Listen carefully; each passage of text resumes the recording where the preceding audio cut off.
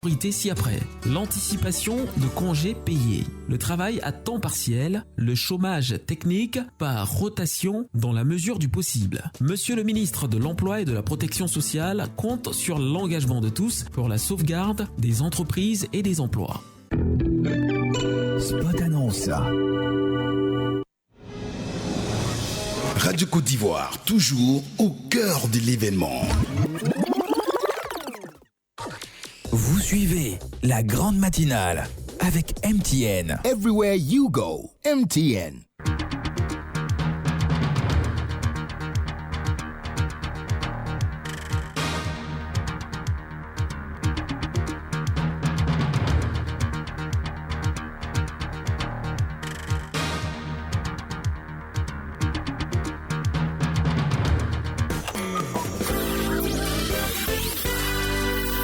Il est 7h. Découvrez l'actualité nationale et internationale sur votre radio. Radio Côte d'Ivoire 88.0 88.0 Abidjan. 88 FM Abidjan. 24h sur 24. Radio Côte d'Ivoire. Numéro 1 Numéro 1 sur l'info et le sport.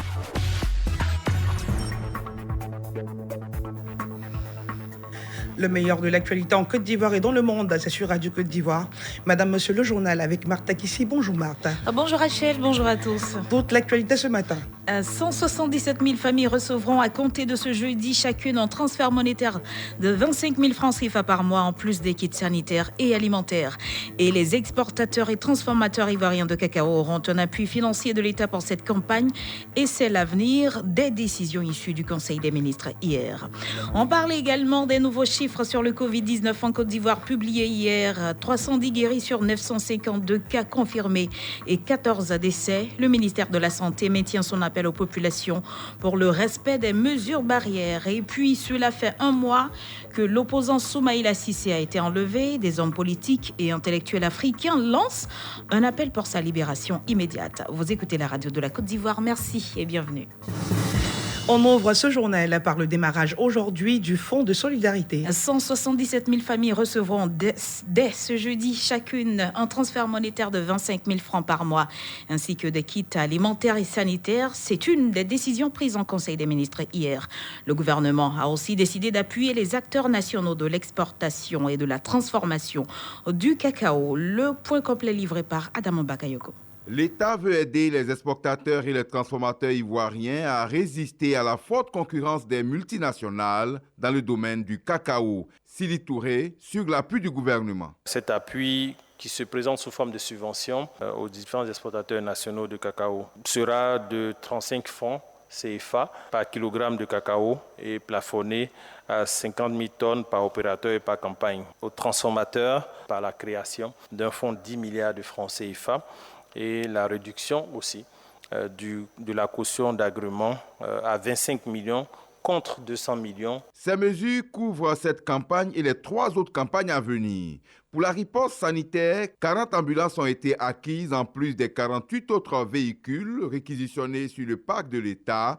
Le pays entend ainsi accroître sa capacité de détection des cas de contamination. La montée progressive des capacités de dépistage permettra d'atteindre au moins 1500 tests par jour, avec pour conséquence l'augmentation probable du nombre de cas positifs. Ce système de détection rapide des personnes suspectes et des malades devrait permettre de les prendre en charge avant que la maladie n'atteigne un seuil critique. Le fonds de solidarité est effectif à compter de ce jeudi et concerne les familles les plus vulnérables, selon le porte-parole Sidi Touré. Suivant les bases de données des ménages vulnérables disponibles, couplées avec un ciblage communautaire inclusif et participatif, 177 198 ménages ont été identifiés pour bénéficier de cette assistance humanitaire en raison de 75 000 francs CFA par trimestre pour un coût global de 13,3 milliards de francs CFA. Ces ménages recevront en outre des kits alimentaires et sanitaires. La distribution se fera sur l'ensemble du territoire sous l'œil vigilant des comités présidés par les préfets. Notons que le président Alassane Ouattara prend part ce jeudi à un sommet des chefs d'État par visioconférence. Lundi, il prendra aussi part à la conférence des chefs d'État de l'UEMOA, toujours par visioconférence. Le Grand Abidjan ouvre le bal de l'opération Solidarité dans la lutte contre le Covid-19. Cette opération concerne 2183 ménages les plus vulnérables et s'étendra à l'intérieur du pays à compter du mois de mai. Des précisions de Sidi Touré, porte-parole du gouvernement. Les cibles sont des personnes vulnérables, confinées et leurs familles, particulièrement les personnes âgées, les familles des personnes décédées du fait du Covid-19, les malades indigents. Vous avez les enfants et adolescents vulnérables des orphelinats pouponnières et les enfants en situation de rue, confinés du fait du Covid-19 d'ailleurs, les personnes souffrant de maladies chroniques, des artisans, les petits commerçants et toutes les personnes en détresse du fait du Covid-19. Il y a des kits qui vont être mis à la disposition des différentes familles, des kits alimentaires et kits d'hygiène qui pourraient comporter du poisson, du riz, de l'huile, sel, spaghettis, sucre, etc. Autant d'éléments, même du savon, du gel hydroalcoolique, etc. Sur le plan de recherche sanitaire, le Conseil a aussi adopté un décret portant sur les essais cliniques. On écoute toujours Sidi Touré. Ce décret renforce le dispositif encadrant les conditions d'autorisation et de déroulement des essais cliniques en Côte d'Ivoire. Il met un accent particulier sur les mesures de vigilance, notamment les règles éthiques en la matière, et édicte des principes nouveaux de protection en vue de garantir les droits ainsi que les conditions matérielles et techniques adaptées aux exigences de rigueur scientifique et de sécurité des volontaires qui se prêtent à ces essais cliniques. Ainsi, aucun essai clinique ne peut être effectué en Côte d'Ivoire s'il n'a été préalablement autorisé par l'autorité compétente au niveau national, à savoir le Comité national d'éthique, et s'il ne se fonde sur une expérimentation préclinique suffisante de nature à réduire significativement les risques prévisibles chez l'homme. Les nouveaux chiffres sur le Covid-19 en Côte d'Ivoire publiés hier. 952 cas confirmés, dont 310 guéris. Un nouveau décès, ce qui porte à 14 le nombre total de décès. C'est le point dressé par le ministre de la Santé, Eugène Akaouélé. Le ministère de la Santé et de l'Hygiène publique a enregistré ce jour, mercredi 22 avril 2020, 36 nouveaux cas de Covid-19 sur 342 échantillons prélevés, 7 guéris et 1 décès. Nous enregistrons un décès dans un établissement sanitaire public. Le ministère de la Santé et de l'Hygiène publique présente ses condoléances à la famille éplorée. À ce jour, la Côte d'Ivoire compte donc 952 cas confirmés, dont 310 personnes guéries et 14 décès. Nous avons un risque de surmortalité des personnes présentant des pathologies chroniques si la prise en charge n'est pas faite selon les directives nationales. Pour une meilleure prise en charge des cas de Covid-19 en Côte d'Ivoire, le ministère de la Santé et de l'Hygiène publique, avec l'appui des experts nationaux, a élaboré des directives nationales. Ces directives ont pour objet de standardiser la prise en charge afin de réduire le nombre de décès liés au Covid-19. Le ministère de la Santé et de l'Hygiène publique exhorte tous les praticiens publics et privés au respect strict de ces directives et rappelle qu'en cas d'une suspicion d'un Covid-19, vous êtes priés de prévenir très rapidement le service des maladies infectieuses et tropicales pour un suivi de ces cas, ceci dans le but de vous protéger et de protéger la vie de votre patient. Le ministère de la Santé et de l'Hygiène publique en appelle au concours, à la franche collaboration et à la responsabilité de tous les acteurs publics et privés du système de santé si nous voulons freiner la propagation du virus dans notre pays. C'est le lieu de rappeler qu'il est important de réduire nos déplacements, de procéder au confinement des personnes fragiles, à savoir les personnes âgées et souffrant de maladies chroniques, et de porter un masque lors de nos déplacements en vue de nous protéger et de protéger les autres. Par ailleurs, devant l'apparition des signes tels que la toux, la fièvre et la difficulté respiratoire, vous êtes priés de contacter en urgence les numéros gratuits suivants, le 101, le 119, le 125 et le 143. Le gouvernement, à travers le ministère de la Santé et de l'Hygiène publique, remercie et félicite tous les acteurs de la santé pour leur engagement et leur dévouement dans la lutte contre la pandémie. On en vient au point sécuritaire. Le couvre-feu continue de faire des victimes à l'intérieur du pays. Eh bien, 29 personnes ont été interpellées dans la nuit de mardi à mercredi pour non-respect du couvre-feu. Ce chiffre porte à 892 le nombre d'individus interpellés depuis le début de l'opération. Le porte-parole de la police nationale l'a indiqué hier au cours du traditionnel point sécuritaire. Le commissaire Bleu Charlemagne. Point sécuritaire au plan national. Interpellé 29, Abidjan 0, intérieur 29. Assistance à personnes dans le besoin 39, dont 28 pour urgence sanitaire et 11 au profit d'entreprises et autres usagers de véhicules en panne. Engins mis en fourrière 14, Abidjan 0, intérieur 14. Corps enlevé 07. Décès suite à mort naturelle, je le précise. 6 à Abidjan, 1 à l'intérieur du pays. Toute chose qui nous donne au 30e jour de la mise en œuvre de l'état d'urgence et des mesures subséquentes. Interpellé 892, Abidjan 94, intérieur 798. Assistance à personnes dans le besoin pendant le couvre-feu 483, engins mis en fourrière 315, corps enlevé 79, Abidjan 71 et intérieur 08. Présent également à ce rendez-vous sécuritaire, le secrétaire d'État chargé de l'enseignement technique et de la formation professionnelle est revenu sur les dispositions prises par son département cette période de crise sanitaire. Brice Kwasi.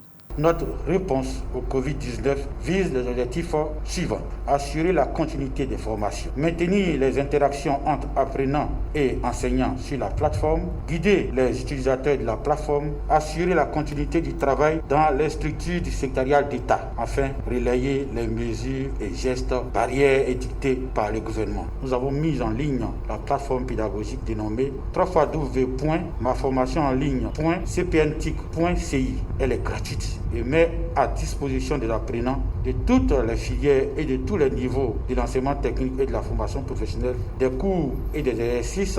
À ce jour, nous comptons plus de 470 cours disponibles. La plateforme continue d'être enrichie. Son taux de fréquentation moyen est de 480 utilisateurs par jour.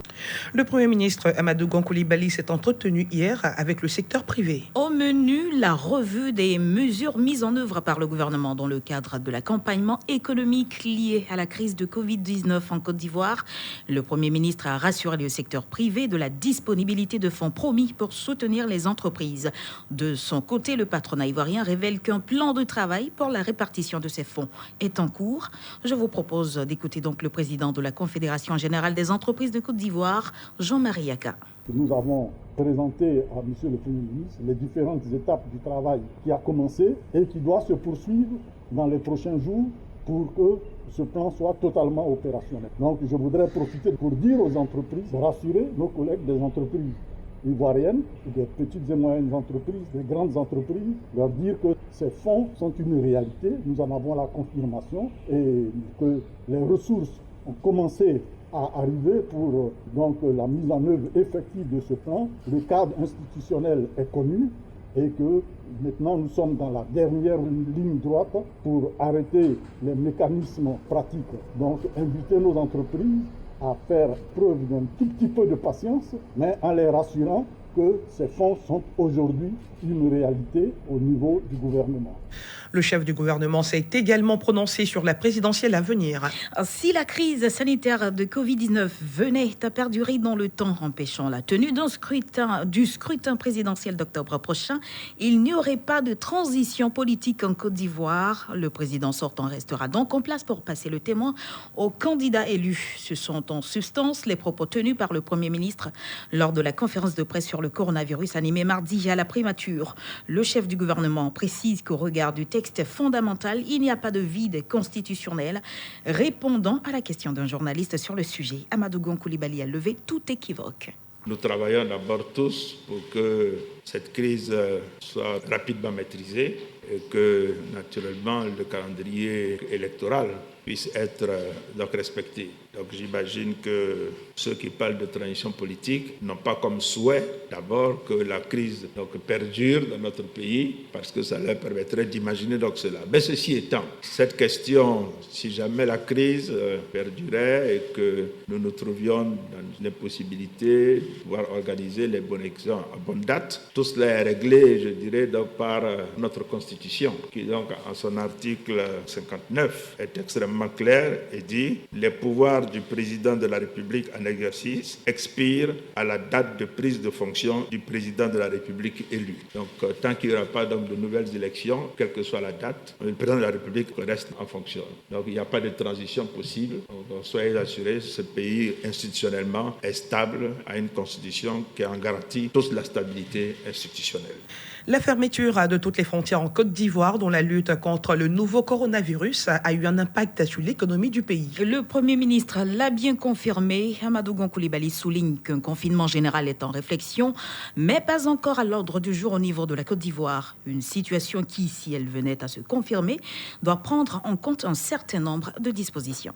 Toutes les mesures que nous avons prises, y compris les exonérations donc, fiscales ou les différés de paiement, toutes ces mesures fiscales prises dans le cadre de la lutte donc, le Covid pour ce qui concerne l'impact au niveau des entreprises, en termes de recettes fiscales, coûteraient en moins-value à l'État autour donc, de 300 milliards de francs CFA. Quand on parle du coût des 1700, là-dedans, il y a les dépenses supplémentaires, mais il y a effectivement, en termes de coûts, les moins-values de recettes qui sont intégrées à l'intérieur. Alors, concernant le confinement, l'épicentre étant à Abidjan, la décision du gouvernement a été de dire qu'il faut interdire les déplacements entre le Grand Abidjan et l'intérieur du pays pour éviter que l'intérieur donc, du pays ne soit, je dirais, touché. Si nous devions arriver là, il faudrait que ce soit accompagné également de mesures donc, de durcissement en ce qui concerne les possibilités d'aller donc à l'intérieur et pourquoi pas peut-être exiger un document comme quoi on a été testé et qu'on est négatif. Tout ça, ce sont les réflexions. Ça veut dire que nous ne sommes pas encore dans la logique d'un confinement général parce que la balance que nous faisons et le coût donc, je dirais, économique, social et humanitaire, c'est une balance permanente qu'il faut faire pour prendre les bonnes décisions donc à chaque fois. Retour sur le drame d'Abata. Un immeuble de 4 étages s'est effondré mardi dans le quartier de Cocody. Il faut noter que de nombreuses victimes sont à déplorer. Hier, les sapeurs-pompiers étaient encore à pied d'œuvre pour sortir des ouvriers toujours ensevelis dans des décombres de ce bâtiment. Le constat de Ange Quadio dépêché sur le lieu du drame. C'est à 17h17 par là. Il y avait coupé d'électricité ici. Lorsque le courant est venu, c'est là, ça s'est effondré. On va commencer par l'échafaudage. J'étais juste quelque part là-bas avec mes chiens. Chez nous, on a cru qu'ils ont fini de couler la dalle, donc eux-mêmes ils ont fait tomber. Mais il y a quelqu'un qui était en train de courir, qui a crié. On a tourné là, ça a tout inversé. La manière ils sont venus les sauver, ils ont fait sortir au moins 10. Il y a un qui partait à la selle. Quand il a commencé net, c'est là qu'il voit devant lui-même le bâtiment était effondré. Donc, sans même porter ses vêtements, il a commencé à courir pour venir appeler ses amis. Le bâtiment était effondré. Donc, le temps qu'il va arriver, où la machine est là même, puis c'est tombé. Donc, il a dû reculer. Donc, il y a un autre aussi, quand il a entendu, en partant, il y a un bruit qui l'a tapé sur la tête là. Donc, lui s'est évanoui. Donc, se levé au parti. Ils ont versé l'eau un peu. Ces témoignages recueillis sur le lieu du sinistre montrent la violence avec laquelle le bâtiment de 4 étages est tombé. Si certains ouvriers ont eu la vie sauve grâce à la promptitude des secours, d'autres sont toujours ensevelis sous les décombres de l'immeuble effondré. Sur le site, une pelleteuse, dont la capacité jugée inadéquate pour cette opération notamment, soulevait les amas de gravats et des éléments de la police maintenant les curieux à une distance raisonnable. Que dire de ces sapeurs-pompiers, sûrs, en quête d'une solution miracle, afin de tirer les dernières supposées victimes de ce calvaire. Commandant Aboudou Paul est le commandant des opérations sur le dit site. Actuellement, nous supposons, c'est vraiment des suppositions, que des victimes encore seraient dans le site, vu que le nombre de travailleurs n'était pas encore atteint. Ce matin, aux environs de 11h, un travailleur de zone qui n'était pas sur le site hier est arrivé, s'est présenté à nous pour dire que hier, il n'était pas donc sur le site. Cela réduisait donc le nombre de victimes à 2. Et sur les 2 victimes éventuelles, il faut absolument de gros moyens de levage, de gros moyens de déblai pour procéder donc phase par phase à l'enlèvement des débris pour pouvoir atteindre la zone où est supposé donc les 2 dernières victimes. Afin d'éviter ce genre de drame, il serait impérieux que les services compétents en charge de la construction aient un droit de regard sur tout ce qui est bâti dans nos cités.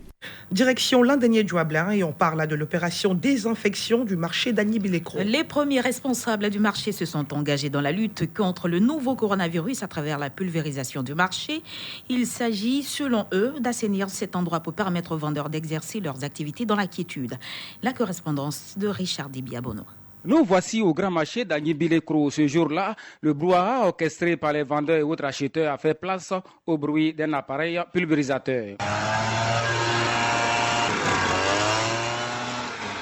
Tous les commerçants ont déserté les lieux, abandonnant derrière eux tables et autres étals afin de permettre aux premiers responsables de cet espace commercial d'assainir les lieux pour empêcher le Covid-19 d'avoir accès à Guy-Edouard, président des commerçants, Dany Bilécro. Le marché regorge plusieurs personnes. On s'est dit que c'est le marché qui était le côté idéal pour que nous puissions contribuer à ça. Pour le moment, nous avons commencé sur le marché. L'objectif, c'est pour mener ce combat tous ensemble. Cette initiative qui vise à engager la lutte contre le Covid-19 au marché Dany Bilécro est appréciée de tous.